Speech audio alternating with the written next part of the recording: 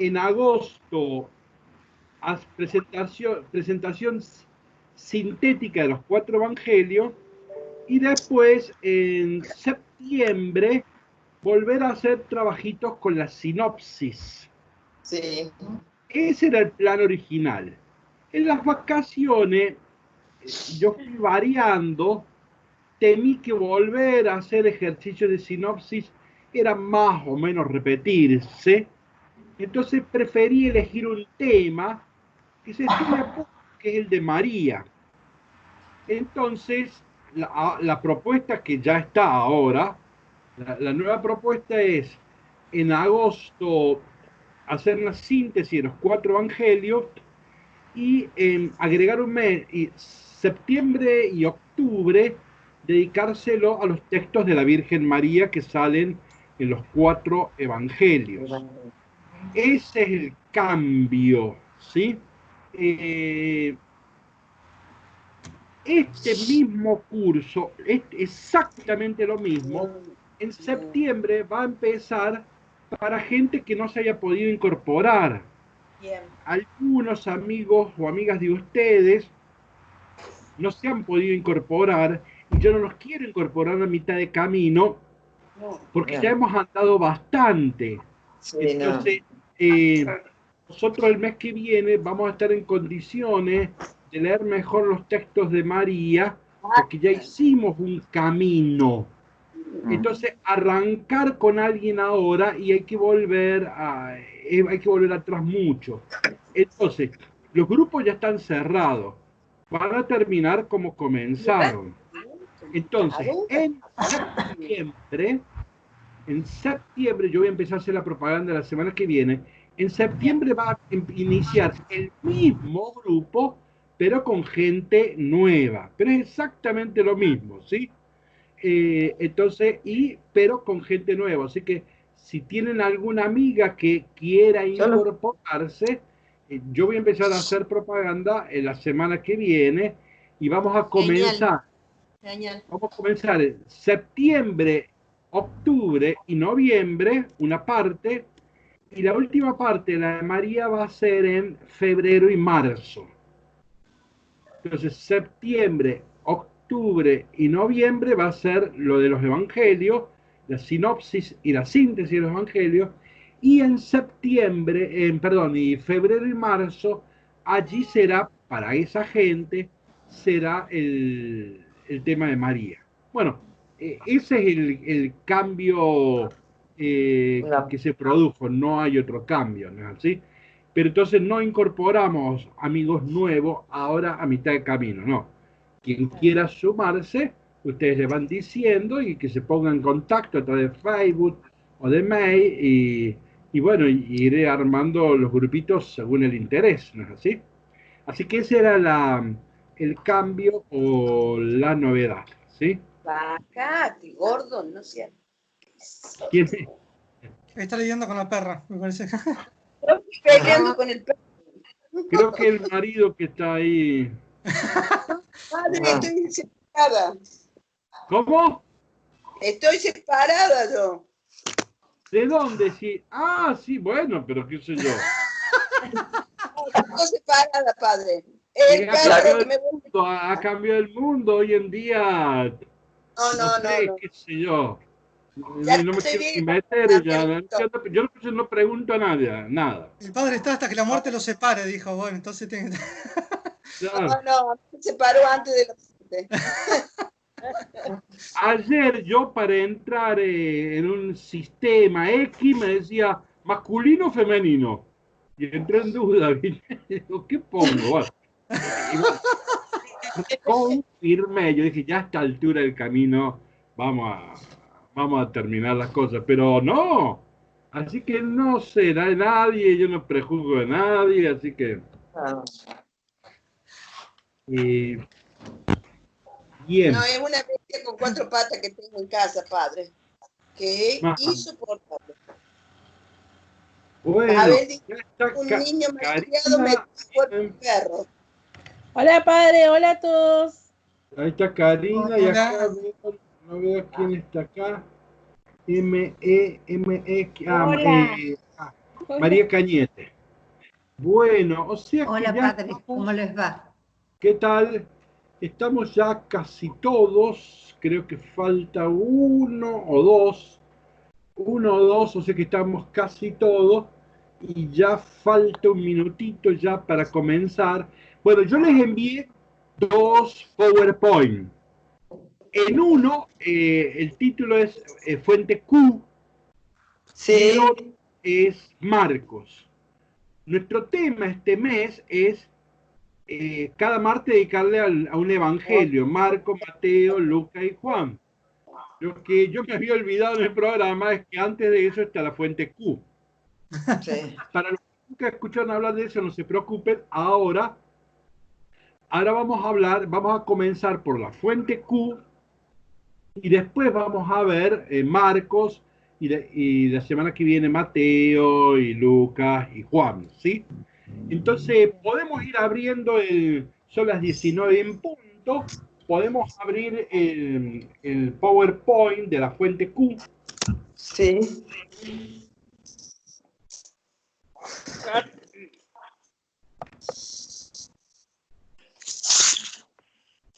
No lo puedo ver. Bien, el título dice Los cuatro evangelios, sistematización. En la diapositiva Sí. ahí transcribí parte de un texto importantísimo. Este texto se le suele llamar, se suele decir, es el querigma más antiguo de la iglesia primitiva. ¿Qué número? Estoy en la diapositiva número 2 Ah, y ahí está Primera de Corintios. sí. En Gracias, realidad, padre. en realidad, desde Corintios 1 al 8, es el querigma más antiguo de la iglesia primitiva. Este texto se escribió en los años 50, pero Pablo viene arrastrando cosas de los años 40. Si a Jesús lo mataron en el 33, realmente este es uno de los querigmas o primera síntesis. El querigma es un credo breve. Esta es una de las primeras síntesis de la fe del cristianismo. Por eso es un pasaje importantísimo que a veces se estudia muy en detalle. Nosotros no. ¿Qué dice en la primera parte que yo no transcribí? Dice, hermanos, yo les cuento lo que recibí de la tradición, que Jesucristo murió en la cruz por nuestros pecados y resucitó al tercer día según nuestros pecados. Y después de eso viene lo que yo puse, cambié, lo que yo transcribí. Y fíjense que destaqué la palabra apareció. No dice ver.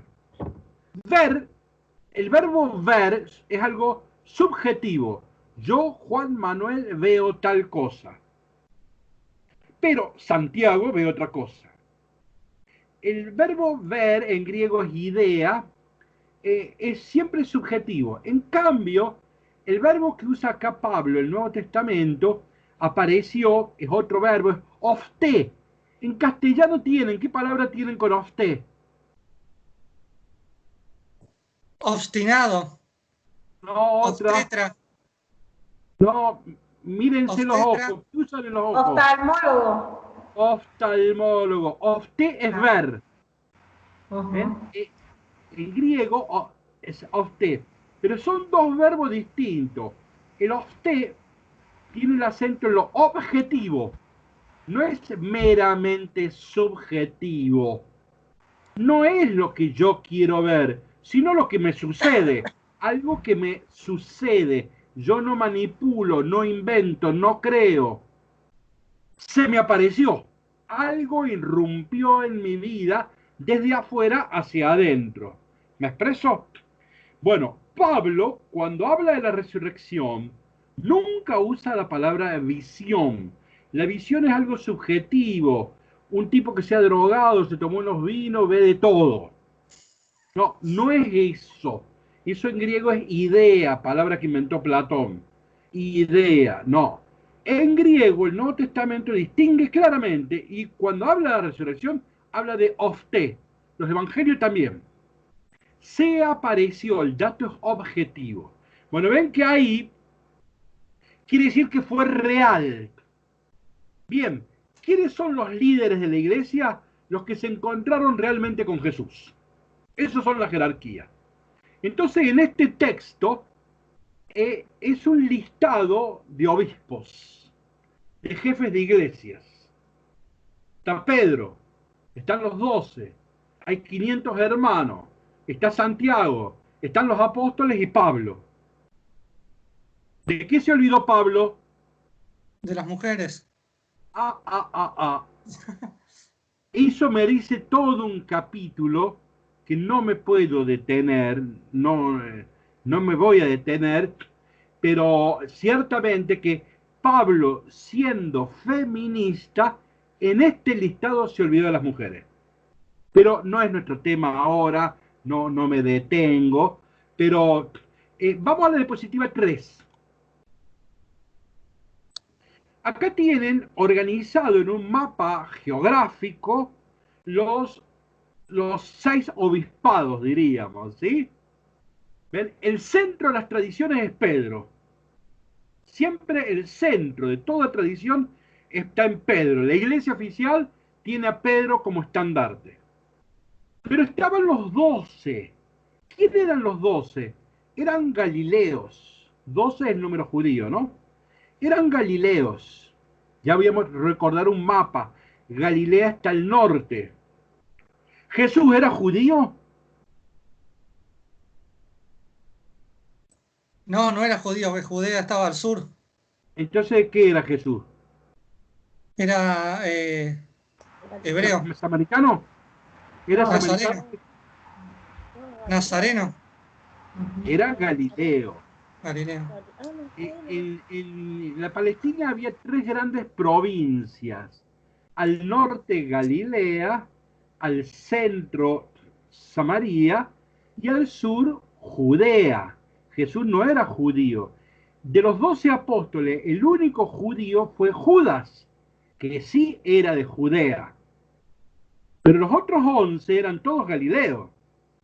No importa, pero vamos a esto. Pero cuidado, porque la experiencia originaria cristiana, antes que Jerusalén, es Galilea. ¿Ve? Entonces está Galilea. El grupo de los 12 hace referencia a cristianos itinerantes, militantes, radicales, amar al enemigo. ¿Sí? Entonces son cristianos de primera hora, itinerantes, abandonan la casa. Jesús les dijo, abandonaron la casa, el trabajo, abrazan a cuánto niño hay por ahí tirado, ¿no? Entonces si le pegan una bofetada, ponen la otra mejilla. Son cristianos radicales. Ese es el grupo de los 12. Pero después tenemos el grupo de los 500 hermanos. Esos también son de Galilea, pero son sedentarios. No abandonaron a la esposa, al trabajo. Era un chiste, ¿no? No abandonaron el trabajo, pero son cristianos también radicales, pero siguen trabajando, mandan a los chicos a la escuela, ¿sí? Entonces son sedentarios, no abandonan el lugar. Los otros sí andan de pueblito en pueblito. Los pueblitos son chiquitos. Es como si hoy vieron cuando Jesús mandaba de 2 en 2, ¿vieron? Y que dice que les decía que no lleven 2 sandalias, no lleven bastones, porque la misión era muy cortita. Es como si ahora nosotros organizáramos una misión al Cerro de la Rosa.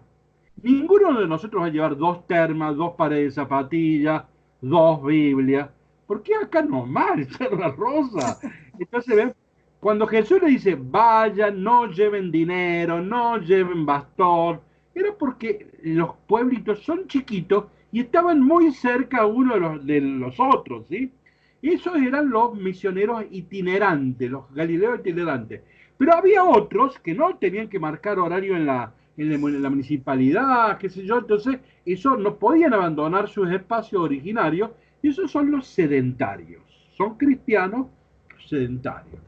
Después viene el grupo de Santiago, eso es Jerusalén, eso es Judea. Pablo es decir, el hermano del Kyrios. Este es el hermano del Señor. Sabemos que va a ser el primer sucesor de Jesús, va a ser el jefe de Galilea. Esta es la línea Santiago. Jerusalén es la capital, Judea es, bueno, la nación, ¿no? O la provincia. Entonces, este es Santiago, el que va a defender la pureza racial, la ley, el templo, ¿no? Bueno, después vienen todos los apóstoles. Miren, la palabra apóstol a veces la usamos mal. Apóstol significa al que se lo envía lejos.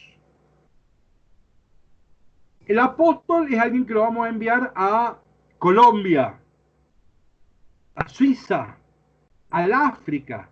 Pero nadie hace apostolado en su familia, porque la palabra apóstol significa mandar lejos. Cuando dice usted tiene que ser el apóstol de su familia, está diciendo un disparate, no sabe qué está diciendo. Apóstol es enviar lejos. No es, vamos a hacer apostolado en el barrio.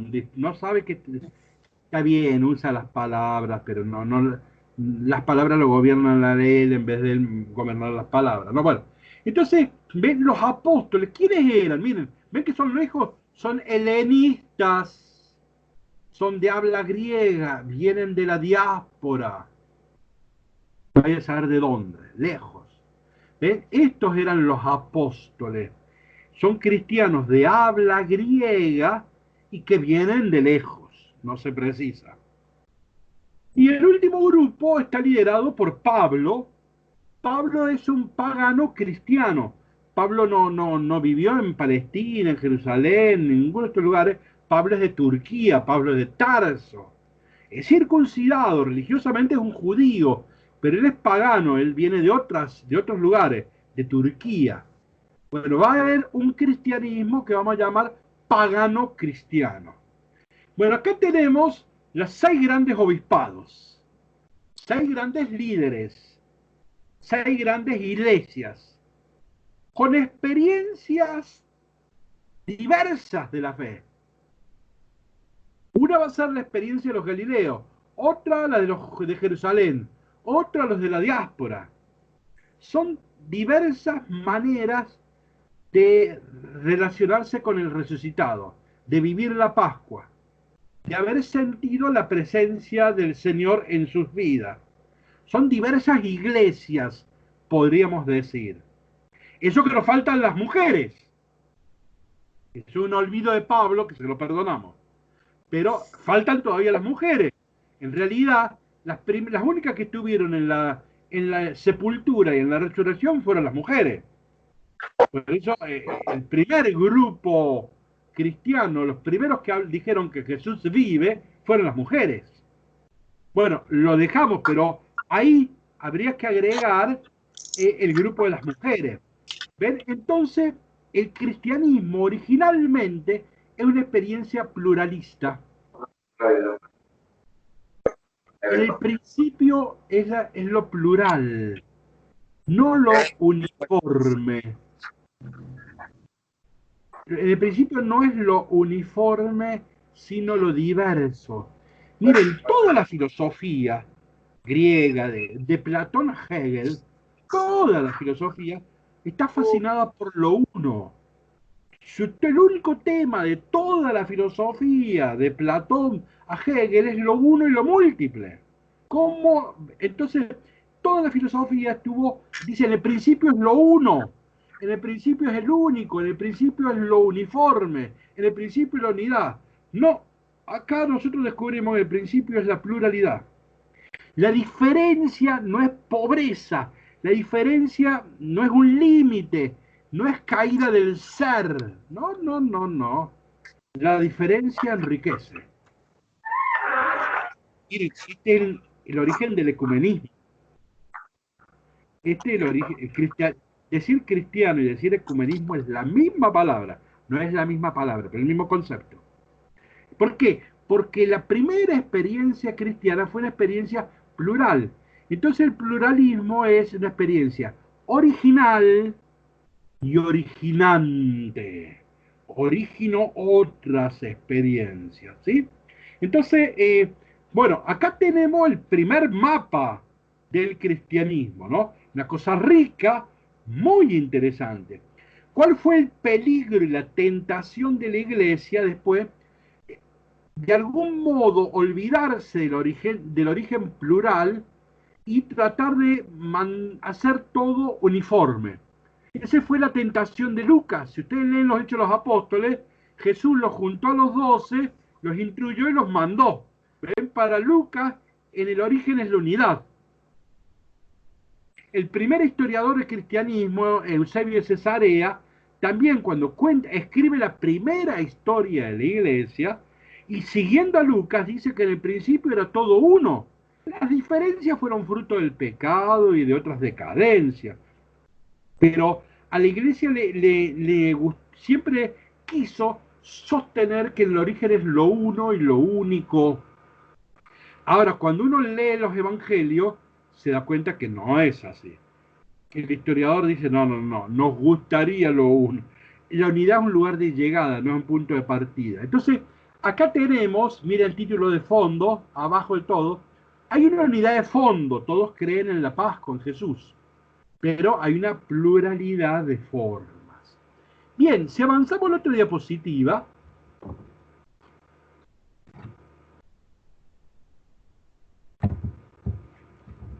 hasta acá nos vamos entendiendo, ¿no? Yo si no preguntan, no intervienen, es porque se está entendiendo. Si no, con absoluta libertad, libera su micrófono y pregunta, interviene, observa. Bien, en este esquema, miren, este esquema es muy importante. Voy a usar ahora expresiones sociológicas, no de catecismo.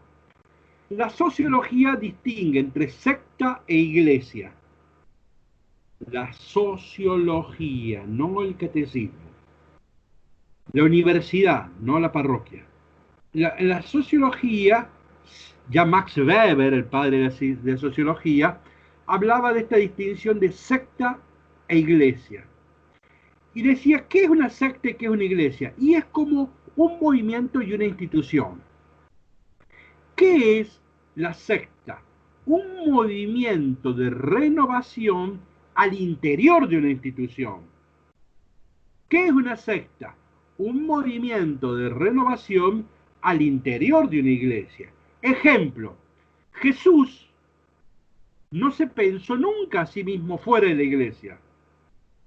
Pablo no se pensó jamás fuera del judaísmo, fuera de la iglesia. Jesús no vino a fundar una iglesia, porque ya existía, ya estaba el judaísmo. Lo que va a iniciar Jesús es un movimiento de renovación al interior del judaísmo. Eso sí, y eso técnicamente se llama secta. Pablo no viene a fundar ninguna iglesia, ya existía la iglesia.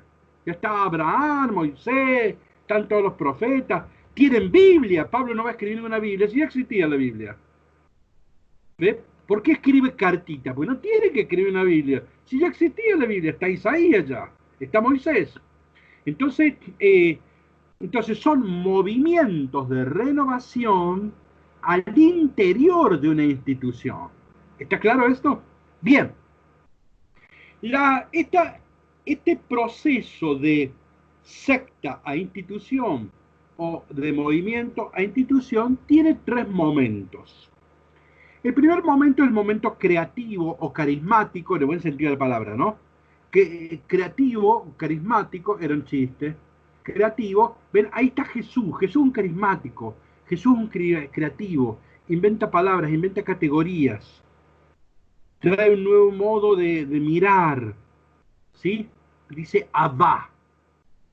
Entonces, este es el momento de construcción de la comunidad.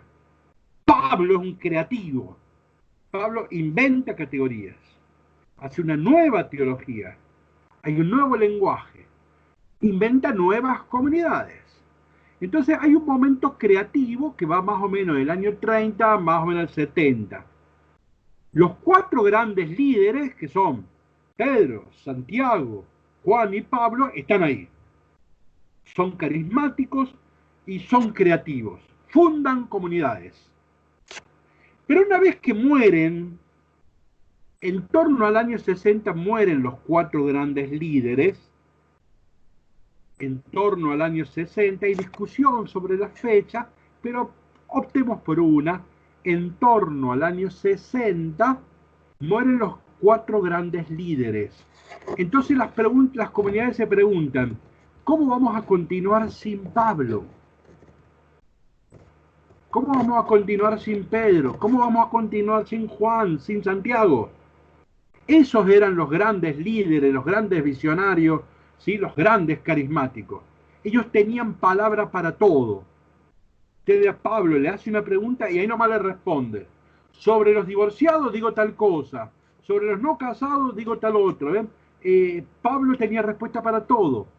Entonces, claro, cuando mueren los grandes líderes, las comunidades dicen, bueno, ya nuevos líderes no va a ser fácil lograr, porque eso se nace, no se hace.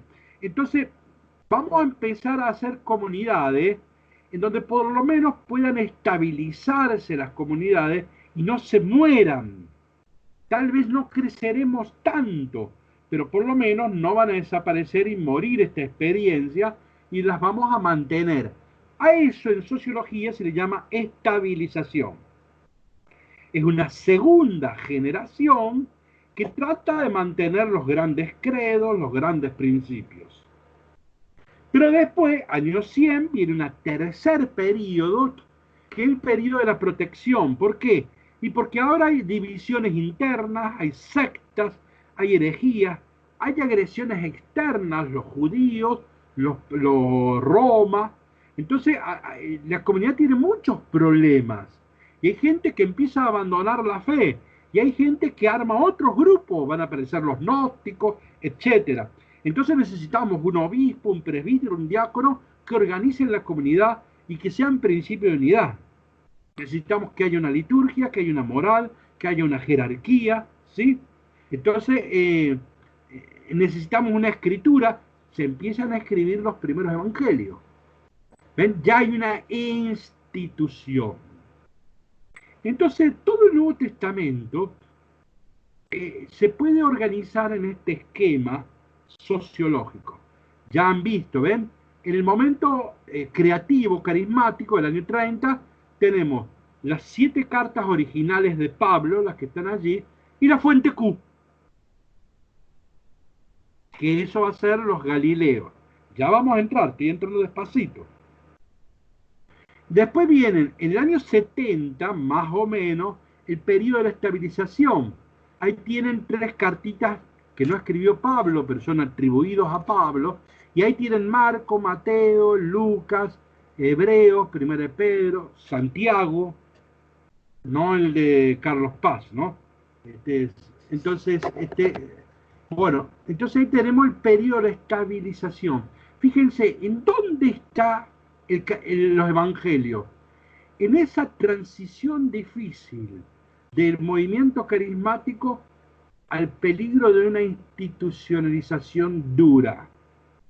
¿Ven? Los evangelios se escriben en ese momento, en el tránsito de lo carismático, de lo original, de lo radical, a algo que es acomodaticio, que es institucional, que es lo sabido, no necesita de tanta creatividad. Bueno, ¿ven? Ahí ven, miren, ahí están Marco, Mateo y Lucas. En el tercer periodo tenemos otras 3 cartitas que se atribuyen a Pablo, pero que no la escribió. Si son del 100 y Pablo murió en 60, imposible que la haya escrito. Ahí tenemos esas cartitas que conocemos con el nombre de pastorales, Timoteo y Tito.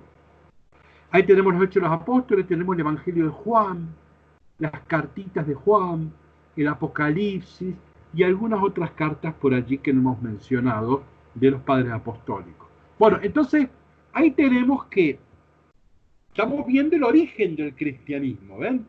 Cómo se van gestando estos textos, cómo va el movimiento de Jesús, va generando una literatura, primero serán cartas, después serán evangelios, después serán historias, apocalipsis, ¿no? Pero entonces, este es el movimiento, la dinámica del cristianismo primitivo, y ahí se van encajando nuestros escritos, ¿sí? Bien, saltamos a la diapositiva 5. Acá fíjense, a la izquierda mantuve los mismos colores. No es que mantuve, no lo hice yo este esquema. Este esquema lo hizo un cura, un amigo, un fraile franciscano, Carlos Gil Arbiol, de España, que yo traje a dar un curso en el 2010, creo, y un muchachito jovencito, y él hizo este esquema, yo se lo saqué de ahí. Miren, pero a la izquierda tenemos, fíjense, a la izquierda tenemos construcción, estabilización, protección, ¿está claro? Ese es el periodo, pero olvidémonos por ahora de eso, vamos al caracú de la imagen. Al comienzo de todo estaría la comunidad primitiva de Jerusalén. Después me voy a autocorregir. A la izquierda tenemos los hebreos y a la derecha los helenistas, ¿sí? ¿Se acuerdan en los Hechos de los Apóstoles 6:1 al 6, cuando se pelearon los cristianos judíos con los cristianos griegos porque no atendían a las viudas? ¿Se acuerdan? Bueno, ahí ven, en los Hechos de los Apóstoles capítulo 6, tenemos la primera cisma, ruptura, fractura o conflicto de la iglesia primitiva. Hay una iglesia judía, hebrea, y hay una iglesia de habla griega, helenista. Bueno, vamos a la izquierda donde están los hebreos. De los hebreos vienen Santiago y Pedro, ¿sí? De Santiago, el hermano del Quirios, Santiago, de ahí va a venir el de Jerusalén, el del templo, el de la raza, el de la ley, de ahí va a venir el judeocristianismo. Y el judeocristianismo son aquellos cristianos que ponen el acento en el templo, en la ley, en la raza, en Moisés, etcétera, etcétera, en la pureza legal. Ese es el judeocristianismo. Cuidado que esto es Jerusalén. Al lado de Santiago, en línea hebrea, tenemos a Pedro. Ahora saltamos a la derecha. En el grupo de los helenistas se abren dos grupos, los greco-palestinos y Siria-Antioquía. ¿Sí? ¿Me siguen ahí? Siria-Antioquía. Siria y Antioquía tenemos a Bernabé y a Pablo. Bernabé y Pablo se pelean. Entonces, Pedro y Bernabé arman un grupo que a eso le vamos a llamar el cristianismo sinóptico. Y ahí están Marco, Mateo, Lucas, y ahí está la fuente Q. Bien. Pero miren de dónde viene Q. No viene de Jerusalén, viene de Galilea. Bien. Y es antes de todos los escritos. Vamos a ver. Está en el origen, pero ahí aparece la fuente Q. Entonces hay un cristianismo sinóptico o el cristianismo petrino, que a la larga va terminando siendo la iglesia oficial. Pero bueno, si volvemos al esquema arriba, los helenistas, tenemos Siria, Antioquía, ahí está Pablo. Pablo se peleó con Bernabé, Pedro y Santiago. Pablo se peleó con todo el mundo. Entonces, y Pablo va a generar un cristianismo paulino propio, atento a los paganos. Pero después, si regresamos en la línea helenista, que son los que vienen de la diáspora, tenemos la línea greco-palestina, que pasa por Samaria, eso es Juan 4, la samaritana, y que va a producir el cristianismo joánico. Ahí tenemos el Evangelio de Juan, las cartitas, el Apocalipsis.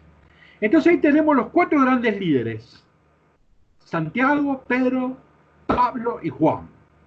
A Bernabé lo dejamos en segundo lugar.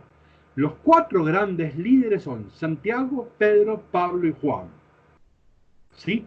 Entonces, y estos son los que van a ir generando las diversas, en los diversos escritos.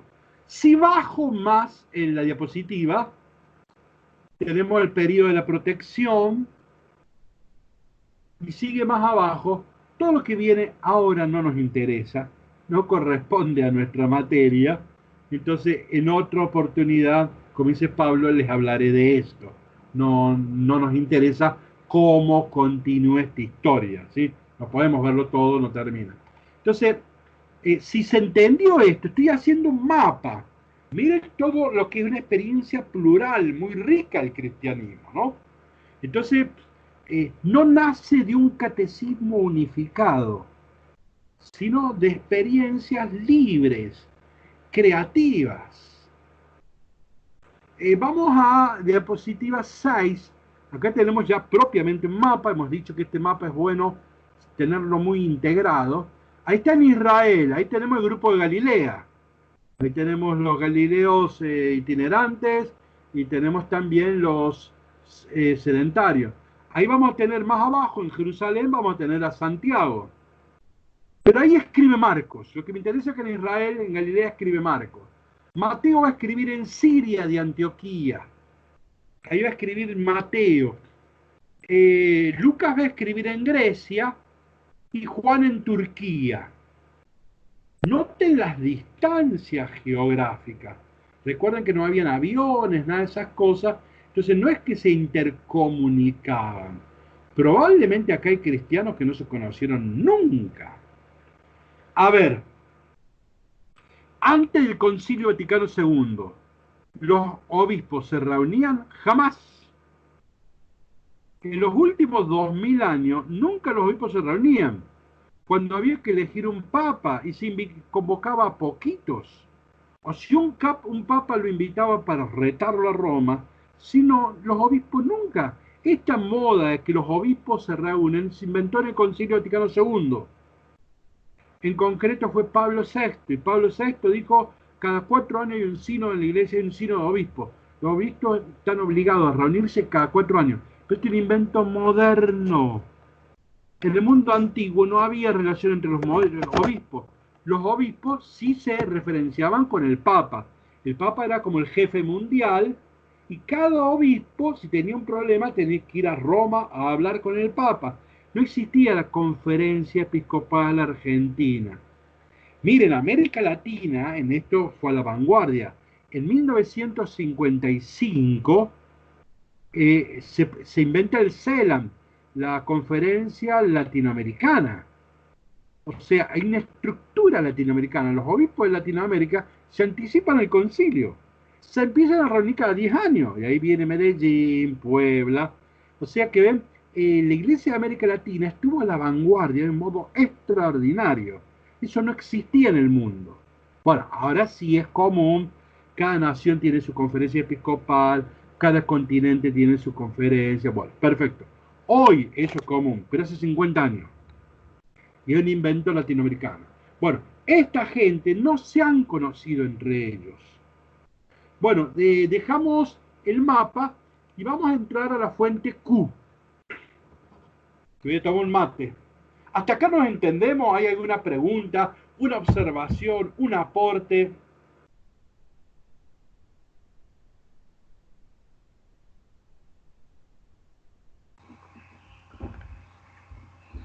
A mí me sorprendió esto que decía padre, de que no se juntaban los obispos, o sea, es como que yo esa parte no la conocía, así que parece muy rico. Y ahora, bueno, no sé, sínodo es otra cosa, pero es como que hay un movimiento también de más de encuentro, me parece, parecido a lo de las primeras comunidades, o por lo menos un intento, con Claro. el Papa Francisco a lo mejor, ¿no? Pero para mí fue una novedad.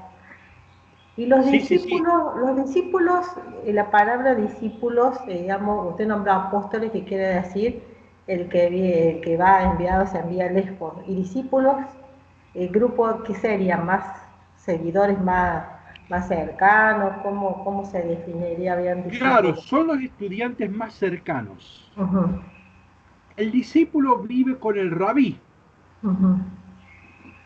Yo voy a contar una cosa, nadie se ríe ni sea mal pensada.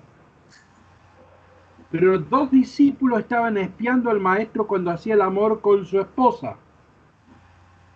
Y se decía, es que el discípulo debe aprender, debe convivir con el maestro y debe aprender no de los libros, sino de convivir con el maestro.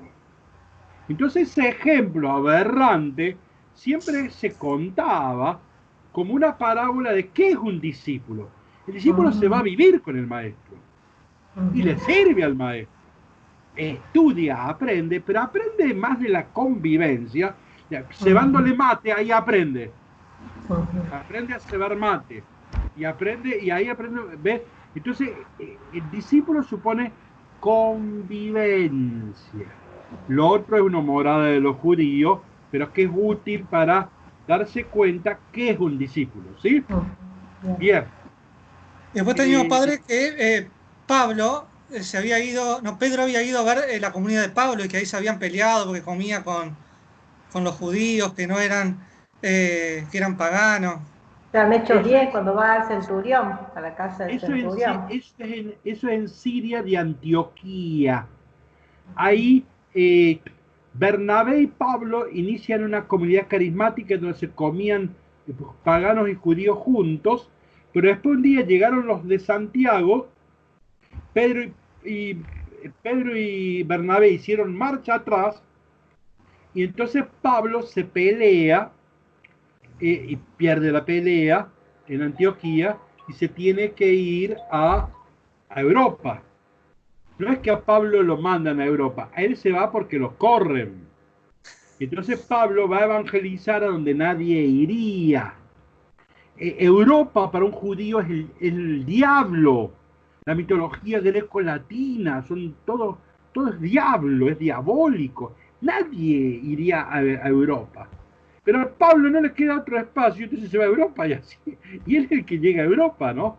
Pero entonces esa pelea famosa, no hay que confundir el concilio de Jerusalén, donde se pelean por el tema del bautismo, no hay que confundirlo. Después viene la pelea de Antioquía, y ahí el tema es la Eucaristía, la comunión. Podemos comulgar con los excomulgados, ¿no? Santiago, Pedro y Bernabé dicen no, solamente comulgan los puros. Entonces Pablo rompe y se va a Europa. Bueno, este conflicto es el conflicto de Antioquía. Estos dos conflictos están resumidos en Gálatas capítulo 1 y 2. Es muy importante esa referencia. Bueno, dejamos esto y arranquemos con la fuente Q. ¿De dónde viene este nombre Q? Sucede que todos estos estudios los han hecho alemanes. Los primeros grandes biblistas de la modernidad, siglo XVIII, son todos alemanes. Recién a principios del siglo XX van a aparecer los franceses, los italianos. Recién a mediados del siglo XX van a aparecer los norteamericanos. Pero entonces la Biblia estuvo en manos siempre. Los grandes estudiosos fueron los alemanes. Y en alemán, fuente se dice Quelle. Entonces ellos le llaman fuente Q. En castellano es una, ¿cómo se dice? Tiene un nombre, es una reduplicación, es pésimo decir fuente. Redundancia. Entonces algunos dicen el documento Q. Ustedes van a ver que suelen poner documento Q, porque fuente es un disparate. Entonces, pero bueno, hay que respetar que esta terminología nos viene de Alemania y punto. Vamos a hablar de fuente Q. Pero van a ver ustedes en muchos lugares, cuando viajen a Roma a hacer el doctorado en Biblia, allí muchos les van a hablar del documento Q. Pero bueno, no está mal usar esa expresión. Vamos a avanzar en la diapositiva 8. Miren, esto es muy importante. Está Jesús, su vida y su mensaje. Jesús no escribió nada. Después viene la predicación de los apóstoles. Los apóstoles tampoco escriben nada, predican. Esto lo hemos visto en la Dei Verbum número 19, ¿sí? Después viene la tradición oral de comunidades que se van transmitiendo la buena noticia de Jesús en la liturgia, en la catequesis, en la misión. Ahora observen, vienen colección de hechos y dichos de Jesús. Se empiezan a hacer una colección de anécdotas para contar a los niños en la catequesis o en la misión, para contarle a la gente quién es Jesús. Bueno, Jesús una vez estaba en el mar y calmó el mar, ¿ven? Una colección de hechos, nosotros diríamos anécdotas, pero también había otro librito que era una colección de frases sueltas de Jesús. Era muy pequeñito, frases sueltas, ahí no se cuenta ningún milagro, ahí no se cuenta ninguna acción de Jesús. Como si fuera Jesús un profesor de filosofía, como si fuera Sócrates. Entonces, bien, fíjense, Marcos es un evangelio narrativo, casi no tiene discurso. El único discurso es el del capítulo 13, que ni él lo entendió. O sea que no era bueno para las homilías Marco. Marco un buen narrador, un buen maestro de la primaria. ¿Vieron el maestro de la primaria que empieza a contarle cuentos a los niños? Bueno, Marcos es un gran maestro de la primaria. Para aprender a leer y a escribir hay que leer a Marcos. Un gran narrador. Se detiene en los detalles, ¿no? Bien, entonces Marcos es pura narración, no hay discurso en Marcos. Entonces, fíjense, Marcos es la fuente de Mateo, ¿lo están viendo? Casi todo Marcos está dentro de Mateo. Todo lo narrativo de Marcos está en Mateo. Entonces, la fuente narrativa más importante de Mateo es Marcos. Ahora observen que Lucas también tiene como fuerte narrativa a Marcos. Miren las flechitas. Lucas, toda la narración, no los discursitos, todas las narraciones de Lucas sigue a Marcos. Ambos, Mateo y Lucas, tienen como fuente narrativa a Marcos. Pero fíjense, y ahora viene la fuente Q. Hay muchas frases sueltas, 230 frases sueltas, que están en Mateo y en Lucas casi fotocopiadas, no es fotocopia, son tan igualitas que es difícil hablar de una coincidencia cuando hablamos de 213 frases. Entonces, la hipótesis original del siglo XVIII dice, había un catecismo, un pequeño manual para predicador itinerante, en donde tenía anotadas pequeñas frases de Jesús muy importantes. Bueno, aquellas frases sueltas que no están en Marcos, eso viene de Q. Ejemplo, las bienaventuranzas, ¿están en Marcos las bienaventuranzas? No. Bienaventurados los pobres, no. ¿El Padre Nuestro está en Marcos? No. ¿Ven? Hay muchos discursitos breves, frases sueltas, más que discursitos. Hay muchas frases sueltas. En griego se dice logión, es palabra, logia, el neutro plural. Entonces hay muchas frasecitas sueltas que no vienen de Marcos y coinciden Mateo y Lucas, pero coinciden muchísimo.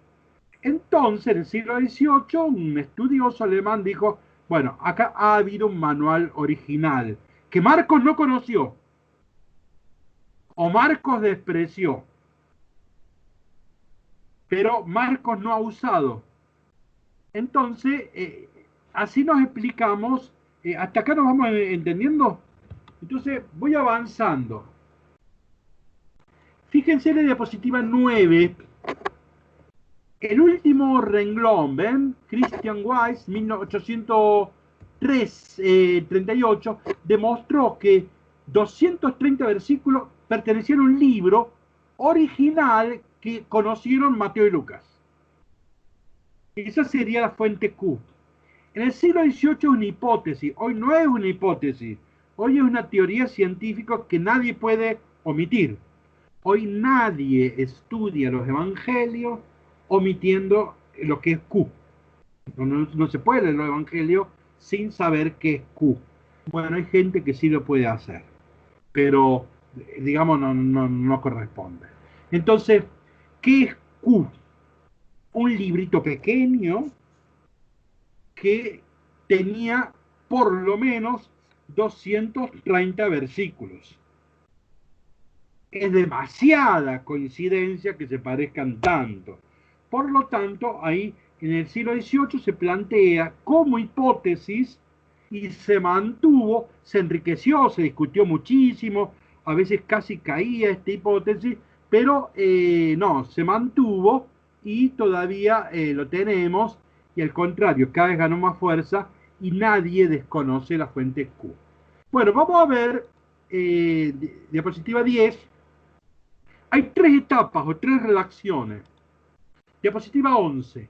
Hay una primera redacción que es el año 40. Miren, 40. Jesús lo matan en el 33. Esto es lo más antiguo que tenemos. Pablo va a escribir en el 50. Marco en el 67. Juan en el 100. Lo más antiguo es Q. Y es Galilea. Jesús es Galileo. O sea que acá tenemos la mayor cercanía con Jesús, con el Jesús histórico. Galilea, años 40. Cuando usted reza el Padre Nuestro, está rezando la fuente Q. O sea que es una oración que está ahí. Casi que usted tiene el fonema de Jesús.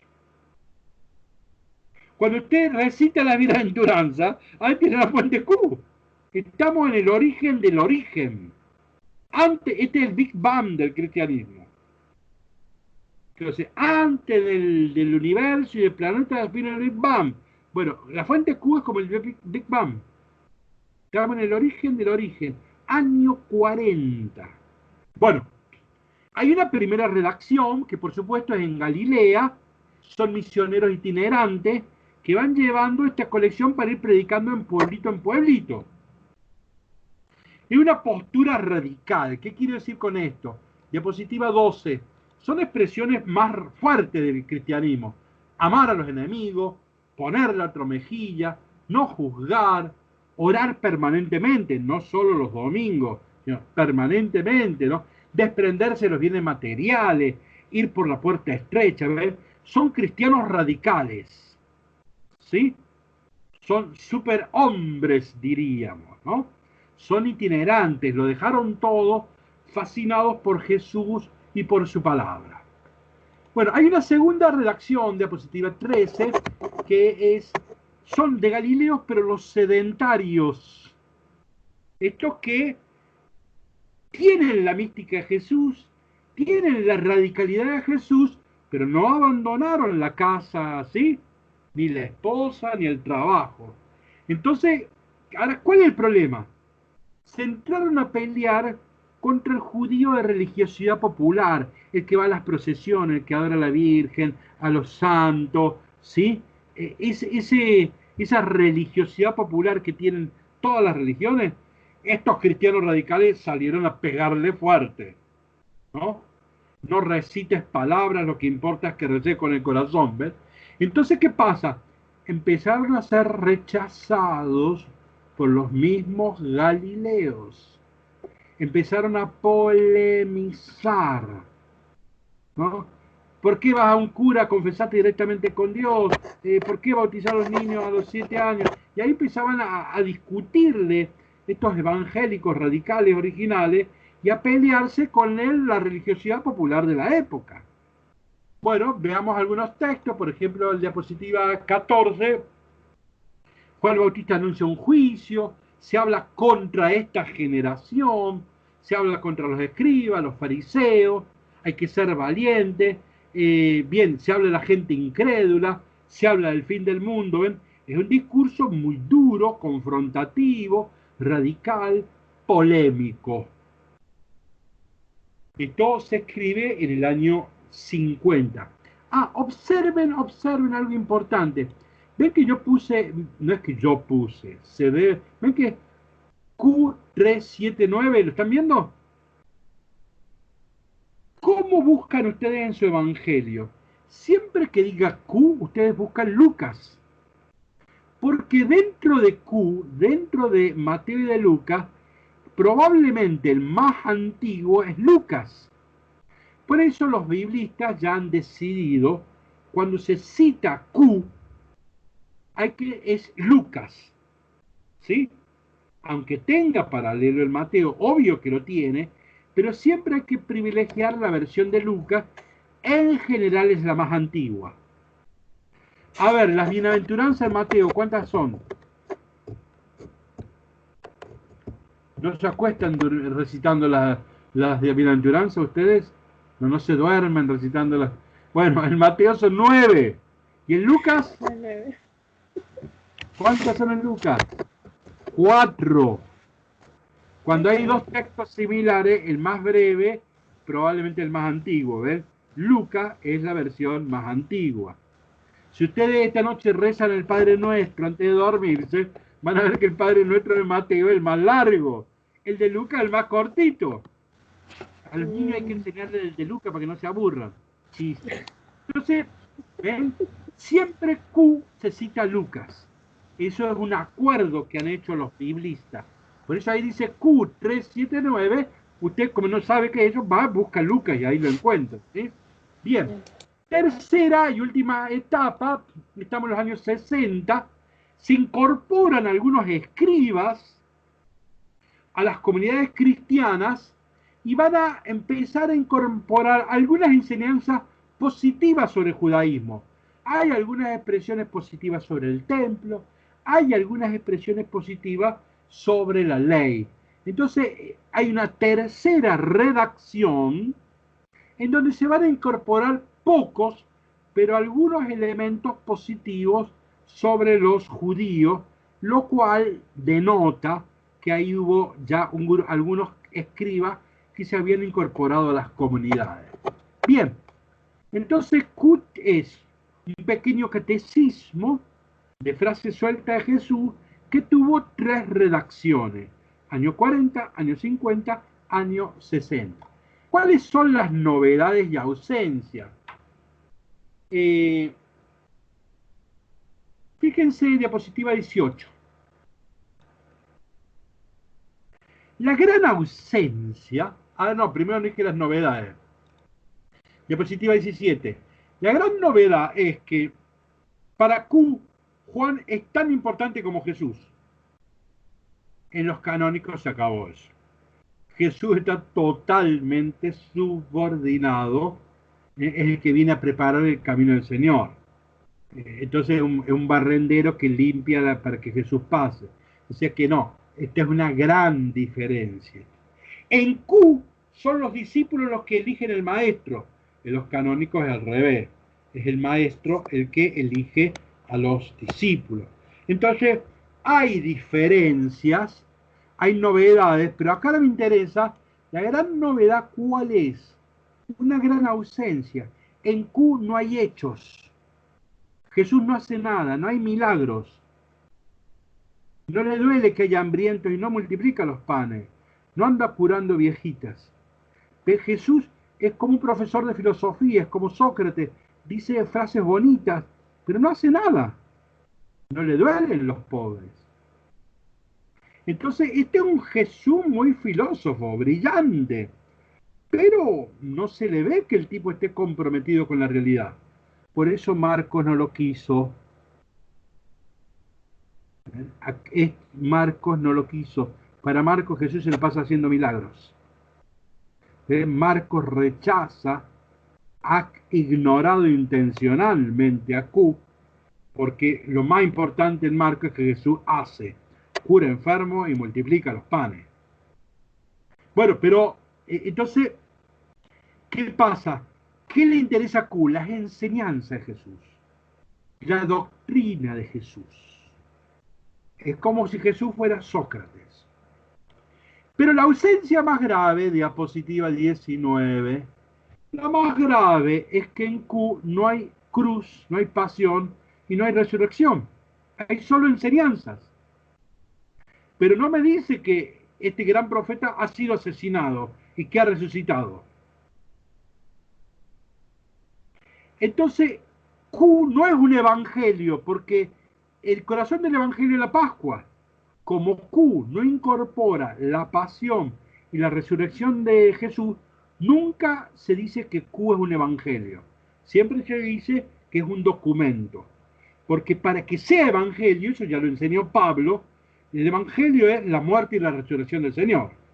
Entonces, Q no es un evangelio, es un catecismo hermoso, tiene frases lindas, pero no tiene el carácter del evangelio. Q eran galileos que no subieron a Jerusalén para la Pascua, no fueron a Jerusalén. Entonces ellos se quedaron en Galilea, no han tenido la experiencia de la pasión, no han tenido la experiencia de la resurrección. Ellos no creen que Jesús nos salvó en el Calvario, sino en la parucía. Están esperando una segunda venida de Jesús. Al final de los tiempos va a venir el Hijo del Hombre y nos va a recoger a todos. ¿Está claro? ¿Ven? Estos galileos son hombres de esperanza. Creen que la palabra basta. No necesitan sacramentos, no necesitan acciones. Creen que la palabra basta. Parecen poetas, que la palabra les llena la vida. Entonces, son grandes poetas de la historia de Jesús, están fascinados por la palabra de Jesús, pero no han hecho la experiencia de Jerusalén, no han ido a Jerusalén y entonces no tienen la experiencia de Pascua. Entonces, claro, esto no es evangelio, para nada es evangelio. Entonces, pero es algo que no hay que olvidar. Hubo cristianos que se mueren esperando a Jesús y cultivando la belleza y la hondura de la palabra. La palabra les basta. Hay gente que no solo de pan vive el hombre, Marcos, no solo de pan vive el hombre también vive de poesía. Esa es la verdad de Q. Los hombres también vivimos de la palabra. Bueno, pero ahí está Q. ¿Qué pasó con Q? Avancemos. ¿Qué problema tenemos con Q? Miren diapositiva 22. A la larga son textos fuera de contextos. Miren diapositiva 23. Diapositiva 25. Q nos enseñó el Padre Nuestro. Pero ¿cuándo Jesús enseñó el Padre Nuestro? No lo sabemos. Eso tuvo que inventarlo Mateo. Mateo dice, en un largo sermón que había en una montaña y había muchísima gente. En ese largo sermón que va de Mateo 5 al 7, dentro de un larga catequesis había muchísima gente. Ahí enseñó Jesús el Padre Nuestro. Invento de Mateo. Pero ¿qué hace? Pone el texto dentro de un contexto, de un marco, de una geografía. ¿Qué hizo Lucas?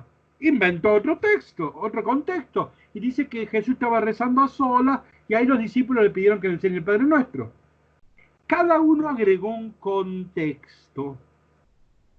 Q no nos servía porque no me sitúa el texto.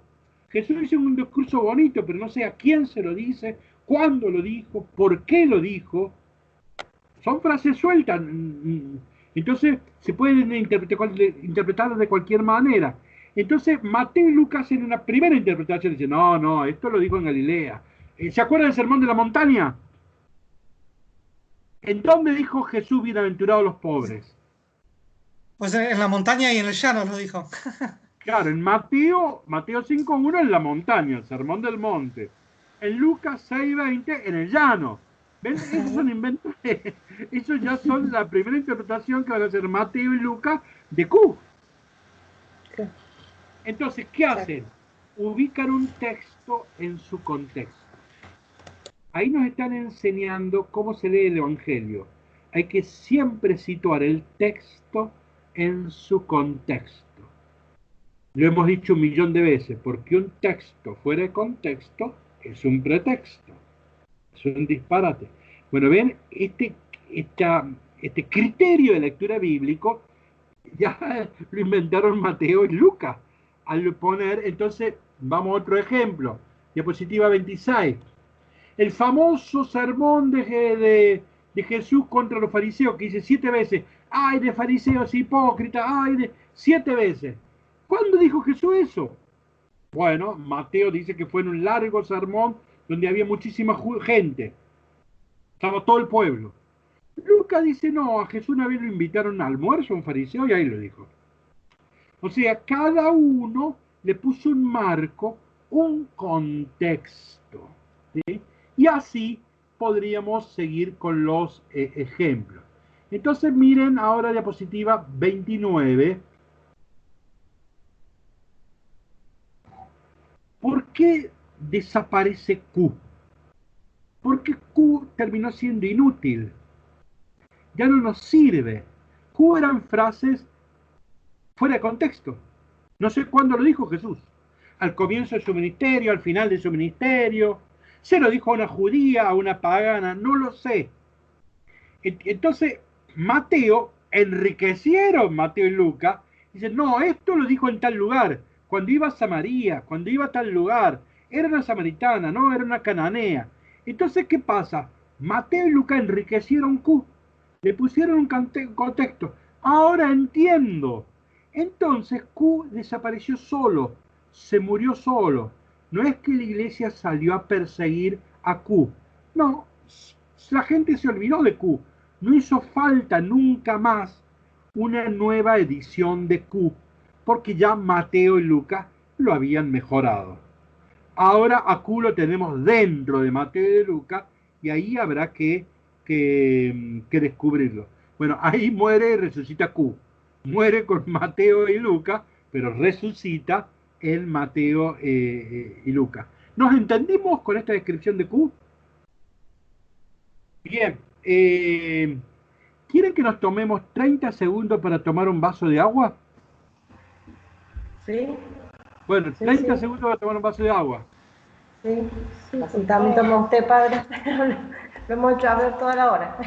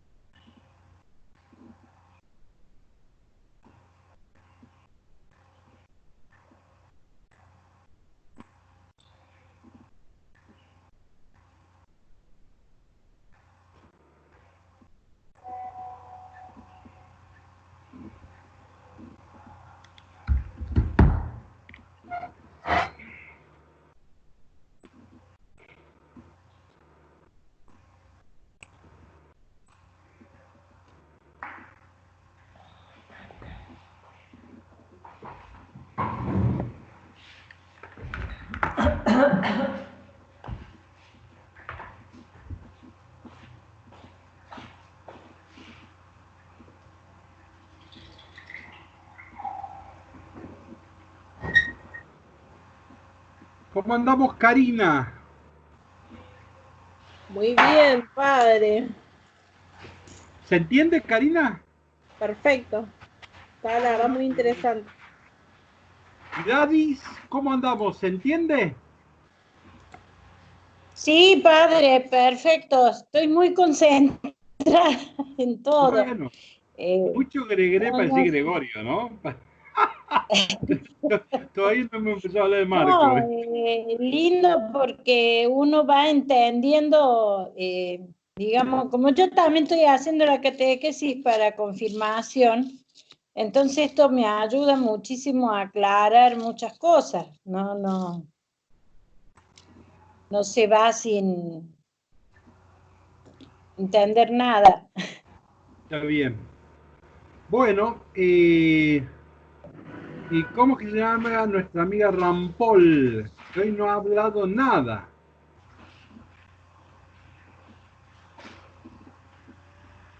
¿Cómo le va? Bueno, Bien. nos estamos entendiendo todos, ¿no? Renata tampoco ha dicho nada. Bueno, que está Padre. preocupada que los niños no vuelven a la Estoy escuela. apasionada. Renata, Me gustó mucho. Yo he escuchado ya de la fuente Q, sabía de la existencia, pero de la fuente Q, de todo esto, pero usted lo ha explicado muy bien, la historia de la fuente Q. Porque a veces uno va a un curso y dice, bueno, era la fuente Q, 2 puntos, tal cosa, pero usted le ha dado toda una explicación muy clara. bueno, gracias. Bueno, bueno, entonces vamos a proseguir. Viviana se nos ha escapado. Me parece el sillón de Rivadavia, ¿no? La ven y bueno, estamos acéfalos. Bueno, abramos ahora el PowerPoint que dice Marcos 2020. Arranco en la diapositiva 2, arranco con una especie de sinopsis. No es buena, pero en algo ayuda. ¿Ven? Comenzamos con Q. Q son enseñanzas sabias de Jesús. Ahora Son entendí. dichos cortos. El tema es la sabiduría, ¿no? Es Sócrates. Entonces son dichos breves. Después viene Pablo, que no nos corresponde hablar de Pablo, o sea, por eso no nos detenemos ni un segundo en Pablo. Pero Pablo es el teólogo de la cruz. Solo que Pablo no escribe ni dichos sueltos ni evangelio.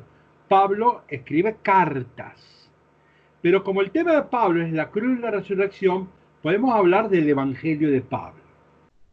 Bueno, Marcos es el evangelio de la cruz.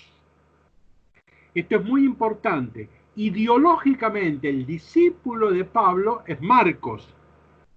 Cuando yo era niño nos enseñaban en el catecismo que Marco era discípulo de Pedro y Lucas el discípulo de Pablo. No, es un disparate. Pablo ideológicamente, no digo que lo haya conocido, no se han conocido. Ideológicamente, Marco está en línea de Pablo, porque Marcos es el evangelio de la cruz por excelencia. La gran clave de Marcos es la cruz.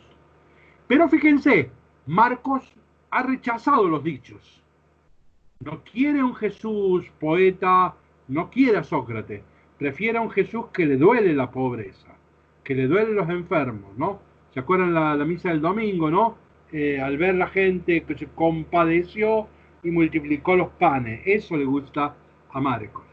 Después viene Mateo. Mateo es la primera gran síntesis teológica. Incorpora la cruz, quiere decir Pablo y Marco. Incorpora la cruz, Pablo. Incorpora la praxis, Marcos. Incorpora Q.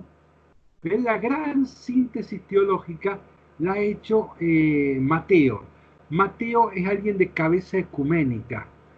No se ha peleado con Q. ¿Ven? Los ha incorporado a todos. Este es el gran aporte de Mateo, ¿no? Hay inteligencias creativas, Marcos, Pablo, pero hay inteligencias de síntesis. No inventan nada, pero logran síntesis. ¿Y por qué el signo menos en la cruz, padre? ¿Cómo? El signo menos, cruz menos les pone. Ya voy a decir una palabrita sobre eso. Pero ustedes van a ver que San Agustín es una inteligencia creativa. Santo Tomás es una inteligencia de síntesis. Ustedes van a ver pensadores que inventan todo. Y hay otros que no inventan tanto, pero logran organizar de un modo tal aquellas ideas que las enriquecen. No tanto porque inventan palabras nuevas, sino porque le han encontrado el orden, la estructura, la organización, ¿sí? Entonces, Mateo está allí. Entonces, Mateo sigue a Marcos, incorpora Q, es un Marcos interpretado para los judíos. Una definición que creo que es buena, pero que empobrece a Mateo, ¿no? Pero para seguir en este discursito decimos, Marcos es la interpretación judía, Mateo es la interpretación judía de Marcos. ¿Por qué le puse a la cruz menos? Porque ¿por qué a Mateo le puse la cruz menos? Y lo mismo Lucas. Porque Mateo y Lucas no tienen como centro la cruz. En Mateo y en Lucas aparece la cruz varias veces, sí, pero ¿saben cuándo aparece? Cuando repiten literalmente a Marcos. En Mateo y en Lucas aparece la palabra cruz, el vocablo cruz, el término cruz, cuando están citando textualmente a Marcos. Mateo y Lucas solo citan 4 veces cruz, inventan.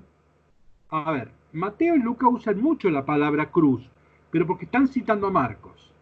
Por creatividad propia, Mateo y Lucas solamente han usado 4 veces la palabra cruz. O sea que la palabra cruz no va a ser importante para Mateo y para Lucas. Por eso está la cruz, pero no tiene nada que ver la importancia que tenía para Marcos. Bueno, Lucas está lo de la cruz, está la praxis de Jesús, Marcos, están los dichos de Q, solo que es un Marcos interpretado para paganos. Finalmente Juan. En Juan está la cruz, pero no tiene nada que ver con los sinópticos. La cruz no es la humillación de Jesús, no es la vergüenza de Jesús, sino que es la gloria de Jesús. Es la exaltación de la cruz. Entonces el sentido de la cruz que tiene Juan no tiene nada que ver ni con Pablo, ni con Marco, ni Mateo, No, ese es un sentido que ha inventado Juan. La gloria de Jesús se pone de manifiesto en la cruz. Entonces el sentido de la cruz de Juan no tiene nada que ver con los demás. En Juan, más que insistir en los milagros, insistió en signos. Juan no usa la palabra milagros, usa la palabra signos. Y hay 7 signos. El primero, ¿se acuerdan que cuando Jesús convierte el agua en pan? Cosa que cualquier vinería hoy lo hace y mejor, ¿no? Pero en el mundo antiguo, Juan hace 7 signos. Son milagros, pero Juan, por cuestiones que veremos un momento, no quiere usar la palabra milagro, le llama 7 signos.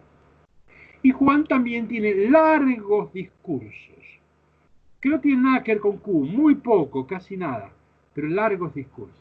Bueno, este esquema es muy imperfecto, hace agua por todos lados, pero para arrancar sirve como una primera orientación.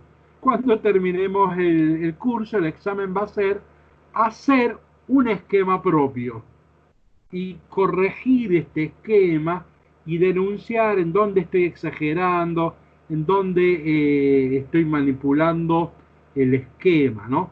Bueno, ese va a ser el examen final. Dejamos entonces, vamos a la diapositiva 3.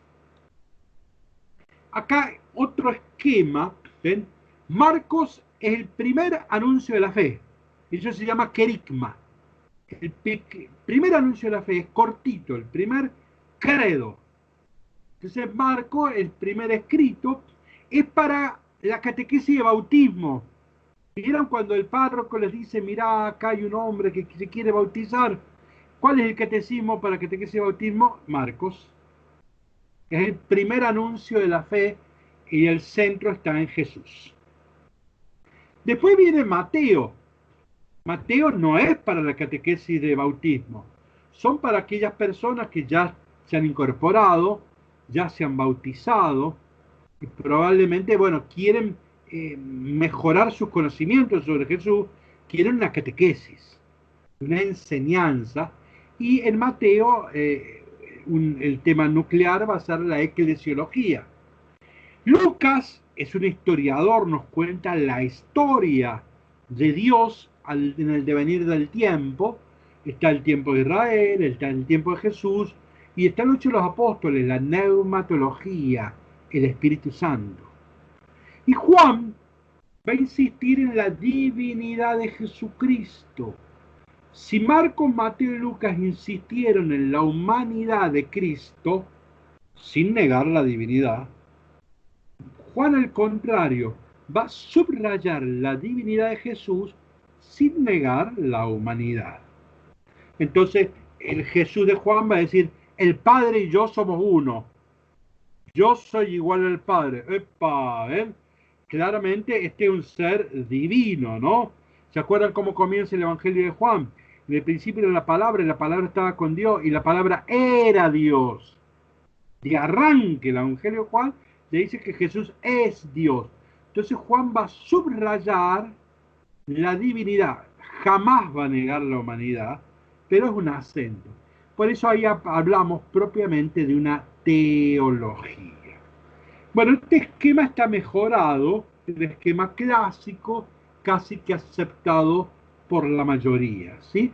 ¿Ven? Son los diversos lenguajes que tiene la Iglesia. La Iglesia anuncia un querigma, después acude al lenguaje de la catequesis, después acude al lenguaje de la historia y finalmente acude al lenguaje de la teología. Son como 4 momentos. Estos 4 momentos son la evangelización. Cuando hablamos de evangelización, ¿de qué hablamos? De estos 4 momentos. La palabra más abarcadora es evangelización, que comienza por el querigma, sigue por la catequesis, ¿sí? ¿Cuál es el problema de nuestros niños en la catequesis? Y que no tuvieron la experiencia querigmática. Ellos van a anotarse al catecismo, pero nunca se encontraron con Jesús. Van porque en la casa son católicos, apostólicos y romanos, y el chico lo mandan. Y él va a aprender enseñanza, en dónde nació, cómo se llamaba su mamá, qué enseñaba, cuáles eran los amigos de Jesús, ¿sí? Entonces, el chico va a que le ilustren la cabecita, pero él no ha tenido un encuentro con Jesús. No ha habido una experiencia de conversión real. Por eso, el problema de nuestras catequesis, ¿por qué son inútiles? Y no hay que engañarse, totalmente inútiles. Porque no hay experiencia de encuentro con Jesús. Y si usted no tiene un encuentro con una persona, con alguien que le cambie la vida, bueno, vienen el catequesis que son enseñanza. Bueno, ¿en dónde está África? ¿En dónde está Galilea? ¿Quién era Gandhi? ¿Quién era Pedro? Bueno, son enseñanza que el chico le ocupan la cabeza y sirve, porque en el mundo hay que tener cultura, ¿no? ¿Sí? Pero nada más que para eso. No tiene nada que ver con la fe. Por eso es que el problema de nuestras catequesis es que hay pibes que se les habla 2 años de Dios, pero sin haber tenido ninguna experiencia de encuentro real con Jesús. Este es el problema básico de la catequesis, que nosotros no es nuestro tema, así que lo abandonamos. Avanzo, diapositiva 4. Les recuerdo la Dei Verbum, el número 19, en diapositiva 5. Jesús hizo y enseñó. Jesús no escribió nada. Ya lo hemos leído detalladamente este texto. Yo solo lo estoy recordando. Es la Dei Verbum número 19. Jesús hizo y enseñó. Los apóstoles predicaron, no escribieron nada. Y después vienen los autores sagrados, o sea que Marcos, Mateo, Lucas y Juan. Y esto sí, expresamente la Dei Verbum usa el verbo. Escribieron los 4 evangelios. ¿Cómo escribieron los evangelios? ¿Cuáles fueron las operaciones intelectuales que hicieron estos personajes? Bueno, primero, de todo lo que decía la tradición, escogieron algo. No cuentan todo. Hicieron una selección. Marcos no me cuenta el Padre Nuestro. Marcos no me cuenta la bienaventuranza. Marcos no me cuenta los pastorcitos. Marcos no me cuenta los Reyes Magos. Marcos nada de eso le pareció interesante. Escogió cosas que a él le parecieron interesantes. Segundo, lo organizó, sintetizó, lo puso en una estructura literaria, ¿sí? Y después lo explicó, trató de adaptarse al destinatario. Una cosa es escribir en Galilea, otra cosa es en Antioquía, otra cosa en Turquía, otra cosa es en Grecia. Entonces, ¿cuáles son las...? Hay 3 etapas: Jesús, los apóstoles, los autores sagrados. Hay 3 operaciones intelectuales. Es selección, estructura y adaptación. Bueno, eso nosotros ya lo vimos, pero hay que recordarlo acá. Entramos en Marcos. Toda la cultura del Nuevo Testamento depende de la cultura grecolatina. Recuerden que Alejandro fue el dueño del mundo. A los 33 años, Alejandro Magno fue el dueño del mundo. Y Alejandro Magno potenció a Aristóteles. Y por eso, gracias a Alejandro Magno, todos tenemos a Aristóteles, aunque no lo hayamos leído. Los judíos también. Bueno, Aristóteles escribe entre tantas obras, una muy importante, la que se llama la retórica. ¿Qué es la retórica? Y bueno, ¿cómo se escribe? ¿Cómo se habla? Entonces ahí explica Aristóteles qué es una biografía. Esto va a cuenta de que la primera afirmación que voy a hacer es la siguiente. ¿A qué género literario pertenecen los evangelios? La respuesta, cuidado con lo que voy a decir. La primera respuesta es que es una biografía. ¿En qué sentido? En el sentido de la retórica de Aristóteles, no en el sentido moderno. En el sentido moderno, ¿qué es una biografía? A ver, yo les voy a escribir una biografía sobre Perón. ¿Qué se espera de esta biografía? Que yo informe todo lo que sé sobre Perón, todo lo que puedo demostrar sobre Perón. Eso es una biografía en términos modernos. Yo te informo todo lo que sé sobre este personaje. Pero en la retórica de Aristóteles no es en su biografía. ¿Qué es una biografía? Exaltar al héroe. ¿Para qué se escribe una biografía? Para exaltar al héroe, no para informarte quién es. A ver, Perón, cuando muere Evita, tenía una novia de 14 años. Perón, cuando muere Evita, tenía una novia de 14 años. ¿Alguien lo va a contar? No, vete. Entonces el biógrafo actual está obligado a contarte eso. Pero Aristóteles no te lo cuenta jamás porque eso no es exaltar al héroe, ¿me expreso? Entonces, no, la biografía para Aristóteles es exaltar al héroe. Entonces no te voy a andar contando esas cosas. Entonces, tiene tres partes la biografía. ¿Cómo nació? Y bueno, seguro que viene de un linaje de reyes.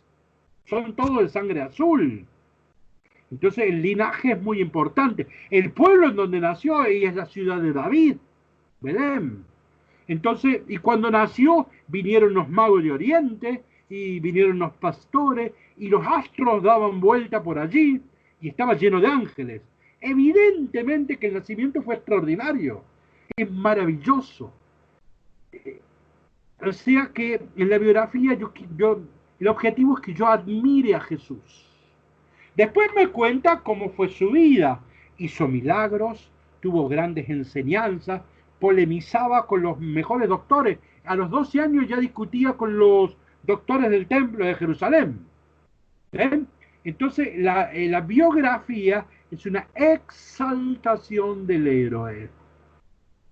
¿Y cómo murió? Y bueno, ¿se acuerdan que hubo cataclismos? ¿Se acuerdan? Y hubo terremotos, se partió el templo en dos, el velo del templo, y salieron los muertos de los cementerios y fueron allí, y corrieron, un ángel corrió la roca del templo, y hubo sismos, ¿sí?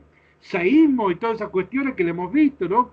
Entonces, ven, la muerte y la resurrección del héroe es extraordinaria. Es imposible que vos no adhieras a este tipo. Entonces, la biografía grecolatina no es objetiva, no es informativa, no te va a informar quién es Jesús. Lo que quiere es que vos adhieras a Jesús. Y todo lo que te cuente, no es que sea mentira, pero todo lo que te cuente tiene una intención. ¿Cuál? ¿Que vos tengas una enciclopedia en la cabeza? No. La intención es que vos adhieras y quieras seguir a Jesús. Más aún que quieras ser como Jesús. Cuando los evangelios nos informan sobre Jesús, lo que quieren es formar a Jesús en nuestras vidas, que seamos como Jesús. Más que informar, quieren transformar al lector. Que usted cambie su cabeza, cambie sus paradigmas e incorpore el paradigma de la cruz. Entonces, ¿a qué género literario pertenecen los evangelios? Según la retórica greco-latina, a la biografía. Esto no lo digan, ahora olvídense, bórrenlo. Pues si ustedes le cuentan a un catequista, el sábado se lo va a decir a los niños catecismos, los evangelios son la biografía de Jesús. Y un disparate. Entonces el chico va a creer que ahí se le está informando en dónde nació Jesús. No. Entonces, por eso yo esta expresión no la uso nunca. Y les aconsejo que nunca usen esto, salvo que lo puedan explicar. Pero si ustedes le dicen a un catequista de su barrio, los evangelios son biografía de Jesús, chao, hicieron disparate. Porque la gente cree que ahí se nos informa dónde nació Jesús, cómo vio Jesús, cómo murió Jesús. No, no se nos informa nada. Ahí se está exaltando al héroe y es una estrategia comunicacional para que yo adhiera a Jesús y quiera ser como Jesús. ¿Me expreso? Bueno, entonces, en el sentido de Aristóteles, de la retórica, de la greco-latina, los evangelios son una biografía. ¿Cuál es el objetivo de la biografía? Vamos a usar una palabra difícil. Están llamando por teléfono, estoy tratando de apagarlo. ¿Cuál es el objetivo de la biografía? Y ahora voy a usar una palabra difícil. El encomio. ¿Conocen el verbo encomiar? Es alabar, ¿ven? Encomio. Exaltar a alguien. Claro, pero no exaltar, quiero usar la palabra que usa Aristóteles. Exaltar lo estoy usando yo. Es encomio, encomiar a alguien. Yo ahora estoy encomiando a Aristóteles, ¿sí? Estoy hablando bien de Aristóteles. Entonces, el objetivo de la biografía antigua no es la información, sino el encomio. ¿Sí? Bien, entonces, esto es importante. Bueno, ahora, ¿qué pasa? Vamos a saltar a la diapositiva 32. Saltemos a la diapositiva 32.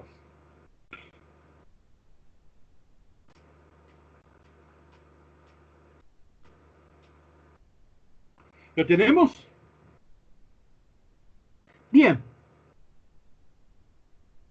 ¿Cuál es el problema de Marcos? Ahí les puse Marcos 6, 1 al 6. No lo vamos a leer, se lo repito de memoria. Jesús volvió a su aldea, Nazaret, y allí iba a predicar y nadie lo quiso escuchar. Y Jesús dice, nadie es profeta en su tierra. Y la gente dice, ¿quién es este? Si este no ha estudiado. Este es un carpintero, un artesano. Acá está su madre, que es María. No mencionan a José, Lucas sí. Entonces, fíjense, ¿cuál es el problema? Marcos sabe que Jesús es impresentable. Con Jesús no se puede escribir una biografía, porque Jesús no viene de sangre azul, de una gran estirpe. Se le conoce la mamá, del marido no se sabe bien. No sabemos. Es de Nazaret. Nazaret es Villa el Nylon. Si yo le digo, mirá, este muchacho viene de abajo, ¿no? Bueno, como Maradona, bueno, pero no es encomio decir que Jesús viene de Nazaret, ¿sí? Que no tenía títulos académicos, que nunca fue a discutir el templo porque no estudió, no tenía el CBU, sí tenía el CBU, pero no la polimodal. ¿Ven? ¿Ven que Jesús es un impresentable? Por eso es que Marcos, ¿cómo va a comenzar su biografía? Entonces vamos a la diapositiva 34. Entonces, capítulo 1, que muchas Biblias le llaman el prólogo, miren diapositiva 33. Más que prólogo, nosotros vamos a usar la palabra que es paratexto. Es una expresión.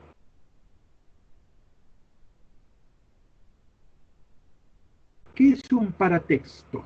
El libro te voy a contar tales cosas. Tengo un libro sobre cómo se arma un Citroën.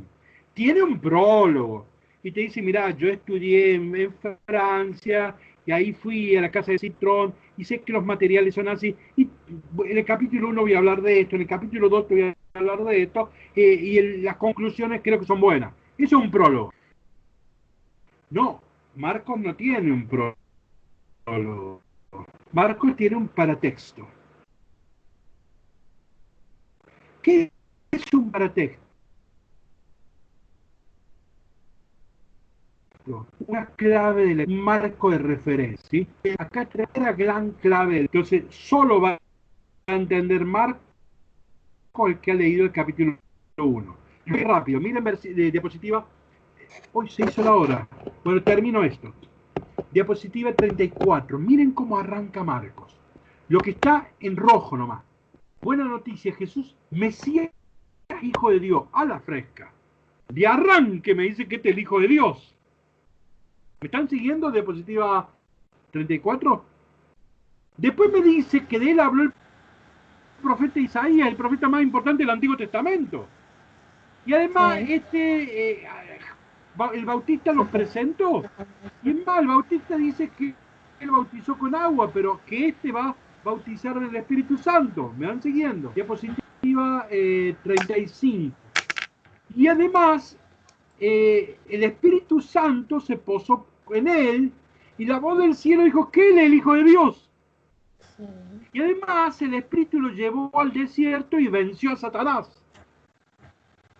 Este es el que está equipado para anunciar la buena noticia del reino de Dios. ¿Por qué creo en Jesús? Y porque este es el Mesías, este es el Hijo de Dios, de este habló Isaías, Juan el Bautista, tiene el Espíritu Santo, el cielo me garantizó que este es el Hijo de Dios y este ha vencido a Satanás. Ah, ya tengo la gran cristología, la clave de lectura. Cuando yo, fíjense, ¿por qué los discípulos muchas veces no obedecen a Jesús? Porque ellos no saben esto. ¿Quién conoce el capítulo 1? Marcos, el autor, y el lector. Pero los discípulos, los personajes discípulos, los personajes de esta novela, esto no lo conocen. Entonces en realidad no saben quién es Jesús. Si ellos supieran que es el Mesías, el Hijo de Dios, anunciado por los profetas, que venció a Satanás, siempre lo obedecerían. ¿Por qué dudan? Porque no saben quién es. ¿Por qué los escriben los fariseos? Lo enfrentan y se animan a condenarlo, porque no saben quién es. ¿Estamos en esto? Sí. En cambio, el lector sí sabe quién es. Y aunque Jesús diga un disparate, el receptor lo repite. Cuando Jesús dice que es más importante servir que reinar, ¿yo por qué acepto eso? No porque sea razonable, no es lógico, es una estupidez. La reina reina y el peón obedece.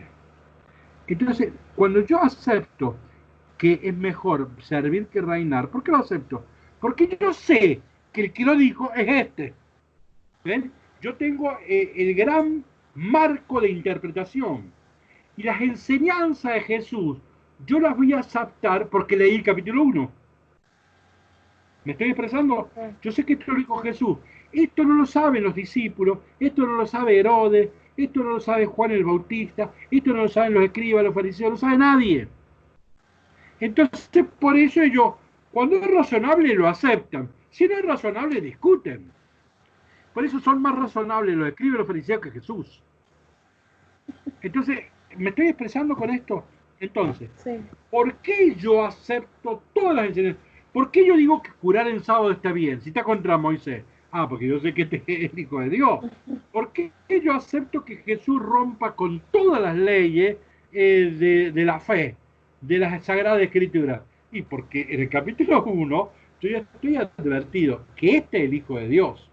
Entonces, hay un cambio de paradigma. Voy a leer la historia de Jesús desde este paradigma. Esta es la clave de lectura. Y entonces ahora cuando lea Marcos me voy a poder orientar, pero esto lo puedo hacer yo. Pobre Pedro no tenía esa clave de lectura. Pedro no sabía lo que sabemos nosotros. Y por eso por ahí acierta y por eso no acierta. Por eso, ¿por qué lo condenaron a Jesús? Los sumos sacerdotes y los escribas. ¿Eran malos? Algunos habrán sido malos, pero eran santos varones. Eran sumos sacerdotes, eran escribas, eran fariseos. Gente que está todo el día en misa, en la iglesia. Es gente de Dios. Entonces, si ellos lo matan a Jesús, no es que eran malos, no eran egoístas, codiciosos, no, eran hombres de Dios.